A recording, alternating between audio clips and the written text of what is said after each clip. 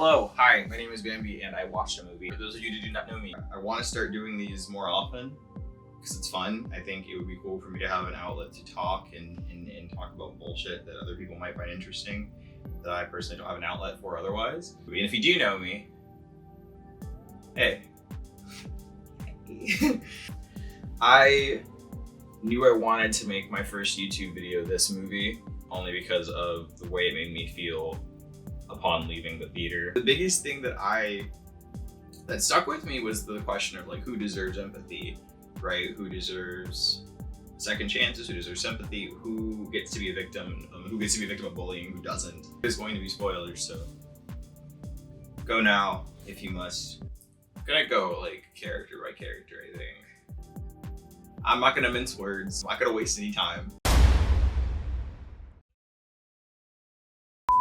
Rachel, like, if you want to talk about a toxic friend who you think is there for you, but is actually like subtly punching you down, anyway, Rachel. She, in the movie, did a good job of making sure that you knew that she was a fake friend as well, which I do want to give credit where it's due, because that's not easy to do. Sometimes it can come across really forced and weird and obvious, but this was really, it felt familiar. It was her idea to do the icebreaker. This is gonna fall again. It was her idea to do the icebreaker in the first place. I just want everyone to know to peep that. But she said in a very specific way, like, y'all say yours first. She didn't want to go first. She didn't want to talk. She wanted to hear everybody else's dirty laundry, which is also fucked up. So she sucks. She just sucks. Not only does she do icebreakers, like actually, like unironically, she's using icebreakers, but she's using them to get dirt on other people. I don't with that. I think that's weird. I think she's a weirdo. There's a line she says earlier with like, "Oh well, don't cry. You look ugly when you cry," and Emma's like, "What?" And she means like, well, generally you, not like you specifically. And I'm like, bro, get the fuck. Are we still friends with you? Rachel eventually, she does her last, but she says that she locked a disabled kid in the closet, right? And they're like, what the fuck? So she doesn't say disabled, she says slow, which, gonna ping that up, gonna ping a tally on the board for ableism. Yeah, it's some slow kid. Fucking, I don't know what happened to it. Traumatized, disabled child in the closet, and she ran off, she left. This happened when she was younger, I don't know how much younger, but she said when she was younger, probably like teenager or something. Tells everybody this, and everyone's like, oh my god, that's kind of fucked up, that's weird, that's fucked up. And she's like, oh, it's not that bad. I mean, they found him. Found him what? Found him what? They don't say live, dead, okay. They found him. Was he okay? They found him. Did Rachel kill this kid? Like, I could be wrong. I need to watch it again. But I don't remember them being a definitive yes or no. Just that they found him. Anyway, hang on to that, right? We're gonna put that, I'm gonna close that. So, she admits to that at the table. It's weird. She, from the start, was such a nasty individual, and throughout the rest of the movie was a nasty individual. It's crazy to me that people watched this movie and took away the fact that they should be mad at Emma as opposed to Rachel, like, who's right fucking there. She's right here. It's like a litmus test almost for like media literacy. But I digress. It's fine. I'm not trying to ruffle any feathers, please. Beautiful, lovely, talented Emma, played by Zendaya. I knew that I would like her from the start because I like when Black women are kind of up.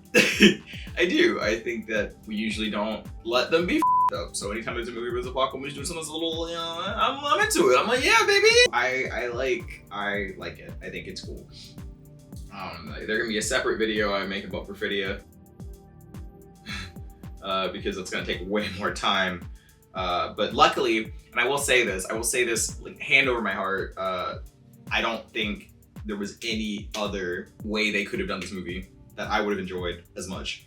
Because one, if she was a white woman, I've seen this movie before. I've seen white woman almost do something really fucked up in oh my god. I've seen that movie before. I've seen that ugly with a white woman who gets a bunch of second chances, who's done some that Snow Bunny's gatekeep girl boss, their way out of bad situation. Not into. I'm trying to say this so carefully because also disclaimer, Zendaya does not take roles meant for black women. She takes roles that are meant for white women, and also that are for ambiguous roles, up in the air ethnicity roles, racially ambiguous. That's her thing. She knows. Because she's the best possible magical mixie to be, I don't know, to have a platform. She's the best one to have a platform. Because some of y'all are really f***ing annoying. I'm not gonna name names. I'll name one name. Anyway, so with that being said, gave the movie way more nuance. It added a nice little je ne sais quoi, little zest to it, which I appreciate. But I will say, I don't think I would have believed it if they had cast someone like Io, for example, quote unquote monoracial individual. And I mean, like, oh, like 2 black parents. Like, if Zendaya was not who she was, if that white mother had not been there, bro, I'm not even exactly, like, I'm half joking. I'm like, oh yeah, look, yeah. If they had cast maybe more Afrocentric, more melanated actress, I don't know why. I don't know why. And maybe it's because, like, the whole thing, I remember there was this pot of discourse that was like, oh, black girls don't do school shootings, which statistically, no. However, but Fiona isn't all ogre, is she? Zendaya isn't all black, is she? The movie could have still worked if they had cast capital B black actress. Like, I have no doubt in my mind. It just would have felt a little more, it would have been less realistic. Like, it's the white mom. It's literally the white mom, bro. And they knew what they were doing by making her mother white too, because they could have made her dad white, but that's not what they did. There's a certain way that the brain formulates when you have a black father and a white mother, and we're not gonna get into that right now. Just trust me. Io could have bodied this role. She could have, and that is the other person that I saw in place of Zendaya. But it just, I tell you what, man, the white mom, she comes through. It's the suspense of disbelief. That's what it is. It made me be like, oh shit, yeah.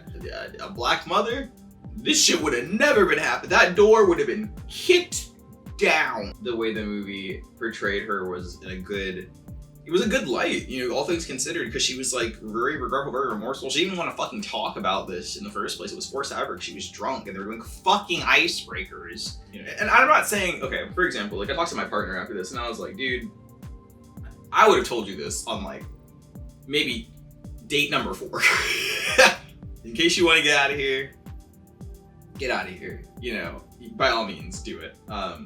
But here's what I did. I'm not proud of it, but this is what I did. I thought about it, nothing happened. Cool, right? You know what, and I told him, I was like, if you have something to tell me that's like this, tell me now. But don't tell anybody else. You keep that. You bury it with you. Take it to her grave. You can tell me, because I'm here, baby. I'm locked in. You know, I signed up for this, but you can't be telling your little friends that you thought about committing a mass shooting, because this happens. There's a really funny Letterboxd review that's like, bravely, in parentheses, I would still marry Zendaya. And that's how I feel. That's how I feel. We would work through it. We would get therapy. We would work through it. We would talk about like why you even wanted to do this. What specifically was it? What stopped you, or what made you so mad? Or, I don't know, because I do think it's worth talking about. I do think if someone was willing to take a bunch of human lives, we gotta still, you know, you can't. But I'm just saying, we can't, like, the person she was then is not the person she is now. And I feel like it leads more to her being a good person, since she didn't fucking kill anybody. Rachel, who locked a disabled child, it's not the word she said, in a closet. I'm just saying, like, for hypothetical mass shooting, disabled child in the closet. It's like, whatever. And I do think, again, this movie works so well because Emma is black, and it forces people to come to terms with how they view, you know, like a 13-year-old white kid with the assault rifle, you know, who was just bullied, you know, who didn't have any friends, who didn't talk, versus a however old Emma was, you know, talking to herself on the laptop, you know, threatening to kill Sarah because Sarah bumped into her in the hallway. Like, it literally doesn't The reason why somebody wants to take a bunch of human lives, it could be anything. It could be anything, literally anything. And for her, it was just, yeah, I didn't like those people. I didn't like them. They were mean to me. One seemed dead. And the most harm she caused to anyone was to herself when she blew out her f***ing eardrum. And she said she didn't do it because there was a mass shooting at the mall. And she was like, damn, this hurts. Ow! That hurts. My God, is that what I've been doing to people? She saw what the outcome was before she had her own. And I think that's amazing. I think that's phenomenal. That's growth. And nobody was harmed. Nobody was harmed. I think that everybody needs to ease off Emma, bro. Everybody needs to chill on my girl Emma, because she got a lot of work to do. She got like a lot of healing to do. And the other thing that pissed me off, which I'll get into it with when I talk about Charles, she didn't have the support system that she needed at all. For a second, I was like, oh shit, is this bitch crazy? Like, is she? No, she's very normal. And like, what's the worst thing you've ever done? A lot of you could say a lot of f***ed up shit. We don't gotta go around the table for this video. Please, don't tell me. But like, I don't know. It's a lot easy to punch down, you know. And then the other shit that pissed me off with Rachel was that she kept bringing up the fact that my friend was paralyzed from the neck down because of a school shooting, because of people like you. Bitch, I didn't shoot her. Did I paralyze your friend? Did I paralyze her? No. This is all projection. It's all oh my God, it pissed me off so bad. Like, nothing happened. She didn't do anything. She got rid of the gun. She thought about it. She planned it. Nothing happened. And I will say, it's up. It is up. But at the end of the day, everybody's still alive. And she agreed that it was wrong. She's literally the best thing we can do for Emma is get her some therapy. Talk to her, give her some therapy. Never tell her never to bring this shit up again to anybody. You can talk to your husband or not husband about it, but please, no icebreakers, Emma. No more. She was clearly embarrassed and sick and puke. Oh. I think this is a person who is very nuanced and very complex, and I think that she deserves empathy. And I think this movie was very smart in making her black, because suddenly the, oh, he was just bullied. Narrative goes out the fucking window when it comes to black women, because black women are inherently deemed to be aggressors, even the ones that are paper bag test certified. Like, that's crazy, because she's like 20 pounds soaking wet and everyone's scared of her. And to be fair, like, it is the culture. America runs on school shootings. It's weird, but of course this bullied kid thought that their next step they had to do was take a gun to school and blow everybody up. Like, that's what they're telling kids to do. It's f***ed up, it's not right, but I do think, oh, we're willing to look into, oh, what did little Johnny, what did they, oh, they were calling him ableist slurs, and they were calling him the F word. Oh man, oh, that's why he took all those kids' lives. No, like, that way of thinking just went out the window for her. And I think that was very intentional. I think that was very obvious that that Rachel and them didn't care to know if she was bullied or not or anything. They just were like, oh, you're fucked up, you're a piece of shit. You shot my friend, you paralyzed my friend. And it's like, girl, like, relax. And I'm not saying that we shouldn't hold people accountable to what they theorized or fantasized or like thought about doing. We should absolutely. I think accountability is great. I think accountability is wonderful. I'm just saying, if that person has like, decade has gone by and that person has clearly turned it around, I think maybe we should still provide that person with the necessary coping mechanisms and like things they can use to make sure they don't go to that line, that path of destruction again. I think that's good. I think we as humans should want to see people change for the better and not punish them for things that they never effectively did. I think that's great. Charles, bro. I almost hate him more than I hate Rachel. And it's because he's so boring. He's spineless, bro. He's a waste of space. And then when Rachel's yelling at her, my man doesn't even defend his lady, bro. He's like, oh no, tell her to back off, bro. Your fiance is in distress. Everyone's piling on her. Get her out of there. Take her home. Like, I don't understand. Jellyfish, spineless. And then he had and the whole time I was watching it with my friend, and I was like, he's got to have done something worse. That's why he's doing this to her. No, he's just a bitch. His crime is being a little baby, a little diaper baby. He's boring. He's a freak. Also, let's pull it back. Let's pull it back. You did the age-old move, the age-old cringy, I'm a little guy who doesn't, lying to her about a book that you didn't read that she read so that she could like you more. Like a Disney Channel sitcom, bro. Like, what are you doing? You're a grown man. Read the thing that the person's interested in. You're gonna lie? This isn't book club. This is Zendaya. Whatever. Ugh. Okay. And it's like, oh, it's cute. He just did. No, it pissed me off, dude. You're gonna lie about something that I'm interested in to make you look better? Oh my days. That's lame. That's like, you stink. I just realized this light wasn't on. Yeah, wow, that looks a lot better. That's like throughout the entire movie, Charles was supposed to be Emma's fiance, her, you know, her husband to be. He's just failing at all the every possible turn to be supportive. You're telling your coworkers her business and trying to act like it's not her business. You're coming up with excuses as to why she could have done this thing when she told you. She literally told you, oh, I was traumatized. She just had a bad thought, almost acted out on it. There was no traumatizing, no. There was no sob story. Sometimes people are just mean. I also think that was another good part of this movie was they didn't shy away from being like, oh no, she just bigger picture to that. Like there's sometimes it doesn't even need to be a story as to why someone wants to mow down a bunch of people. And I think it worked in regards to the movie because he was trying to rationalize it and things sometimes don't need to be rationalized. Like, it is what it is.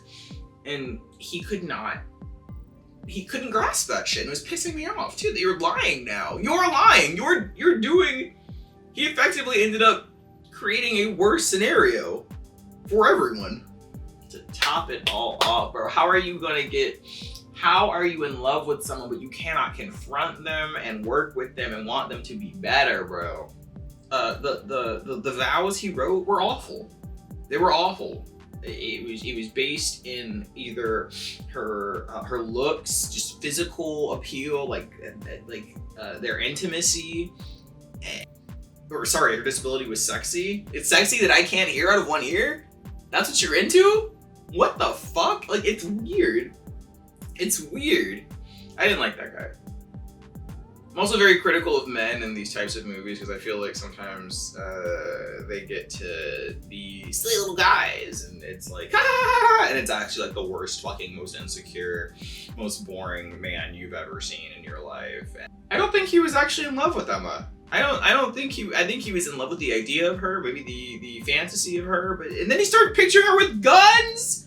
Forgot about that. I got turned on by it. I'm not gonna talk about Rachel's boyfriend because one, I don't really remember his name. Hang on. Oh, fucking Mike. He was also spineless, but in a different way. And you know, not too much on Mike because he was a victim of his own relationship with Rachel, because she lied on him, and I'm wondering like how much of the racial undertones or racial implications or anti-blackness came out after they cast Zendaya or fucking even after they cast Mamoudou for his role as Mike. You know, it could have already been in there for him specifically. I don't know if his role was always made for a black person, but for Zendaya, that was like an added layer, which is why I love, there's a movie that I'm gonna reference here. It's called The Girl with All the Gifts. That role was not meant, it wasn't written specifically for a black girl, but when a black girl got the role, nuance, it changed the story. It changed the story. And it read as like a, well, why do I have to get rid of all the shit I've been doing just to help y'all? Like, why do I have to stop what I'm doing? Why does my life have to end for y'all's to begin, basically? It added layers, and it's a zombie movie too, so I'm not saying it's perfect, but I will say it did add a little crunchy outer layer, a little flaky layer to it. Made it, you bit into it, a little crunch.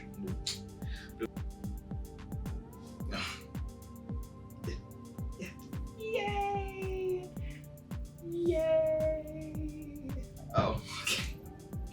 Rachel had lied on Mike and been like, he's grew up around guns. He did it. And he was like, what the f? No, I haven't. Why would you say that? Like, I didn't grow up around guns. And it's so funny because, like, nobody prompted her to say that. She just decided to be racist.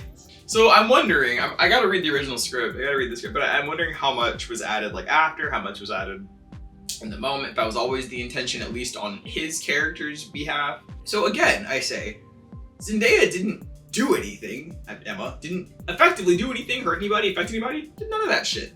But do you know who did? Charles, Rachel. You cheated on me before our wedding day. The day before we got married. And I gotta find out at the venue. I gotta find out in front of my friends and family. That's humiliating. He humiliated her, bro. I think something that could be said about the two of them is that they are perfect for each other and that they both are deeply flawed, like deeply, because like the thing they do that's oh, let's start over. I don't think that's healthy. I don't think let's start over. I don't think starting over is a good way to get. I think you need to address things head on, and it makes me so scared for people in relationships because I'm like, you don't even know this person. And I'm not saying that you are entitled to, your partner is entitled to all of your deepest, darkest, horrible shits, but I'm just like, starting over is not going to solve anything. It's just, you're just putting more mortars of shit on top of the issue without addressing the issue. I read into it as a little bit of exotification, I did, or fetishization or whichever, because he was so, his vows were so superficial, like so superficial. And it's like, oh, I'm in love with this deaf, mixed, black woman who's empathetic. Empathy. He kept talking about empathy. But then, when he found out she thought about shooting up her school, it changed like on a dime, bro. Like on a dime. And here's the other thing about Charles. It was that easy for you to cheat. Like, it was that easy. Oh, he had the heat of the moment. Yeah, it was the heat of the moment, but it was pretty easy for that heat to be at the forefront of the moment. It was pretty easy. He was sober, too. Sober. I'm not saying cheating is, the worst sin a person could commit, but what I am saying is it didn't take much. And it's usually the people that do all this that got way bigger demons in the back. Way bigger. So I don't even know what his past is like, bro. This is probably his 5th girlfriend. They probably don't even all know each other. They probably all don't even know about each other. But the thing that I saw that was interesting was ultimately, I think anti-blackness is kind of the villain of this movie. I'm gonna say it. I'm just gonna put that out there because it was very easy for everyone to turn against her and label her as like a closet sociopath. Like, it was crazy to label her as like someone who's mentally unstable. Like, they were like, should we call the police? Like, call the police on someone for a crime they thought about committing like 10 years ago? Like, what the fuck are the police gonna do? And Charlie projected a lot onto Emma's character, like a lot onto her. He didn't even know her. And it's like, when he's talking about the things he loves about her, it's all superficial. Like, oh, the sex is good, oh this, oh that, You didn't like her, bro. You saw her reading at a library, you spat some game at her, you lie about reading the book, you got lucky. And I think there's this, it's kind of like the manic pixie dream girl fantasy that a lot of white men have. Couldn't even handle your girlfriend's past, bro. And obviously, I'm not saying that you shouldn't reconsider things if, like, you find... It's gonna stay like this. I think everybody in this film did the worst possible thing at any given point, which is fine, it's fine. The other thing, again, circling back, big ol' circle, back to the Perfidia Beverly Hills issue, and I think it was Nia DaCosta who said something, if I'm remembering, about how black women are heavily scrutinized for the roles they take, the roles they don't take, how they portray the roles, if they take a role in the first place. Nobody, we're not this heavy on anybody else, like, consistently, statistically. And it's unfair because I feel like, obviously, I'm not a black woman. I've stopped being one, actually. little trans humor for you. But I was a black woman for at least a little bit, and what I do know is that it hasn't changed. Nothing has changed. It's damned if you, damned if you don't.